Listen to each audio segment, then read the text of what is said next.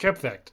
This is unfortunately accurate. While at FanX, I picked up this book, which is 2 Decades of Comics.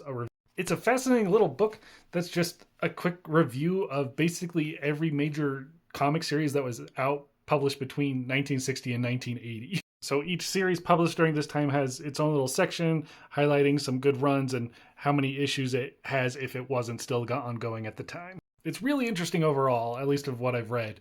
But of course, I was focused on the Captain America section. It covers how it continued the numbering from Tales of Suspense and how it continued from the rut that it was in during Tales of Suspense, which I do have to agree with. The Tales of Suspense run kind of tapers off towards the end there. It says issues 109 to 113, part of which was Steranko, are good, but Avengers 106 to 108 are really necessary to find out exactly what was going on.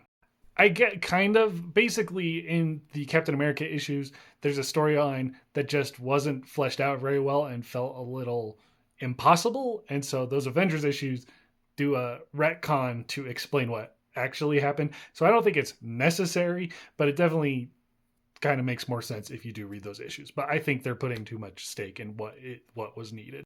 114 to 120, Red Skull, Cosmic Cube, first appearance of the Falcon. It's a fairly ingenious storyline, but with exceptions, 100 to 140 are utterly and completely uninspired. And yeah, unfortunately, those early issues, the later end of Stanley's run is just not very good, unfortunately. Although the quality then picked up slightly, it was left to Steve Englehart to pull the book up from the depths.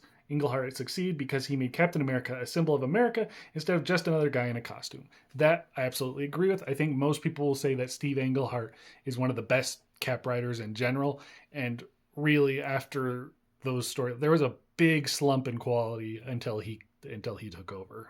Kirby then picked up the reins, and the less said about his tenure, the better.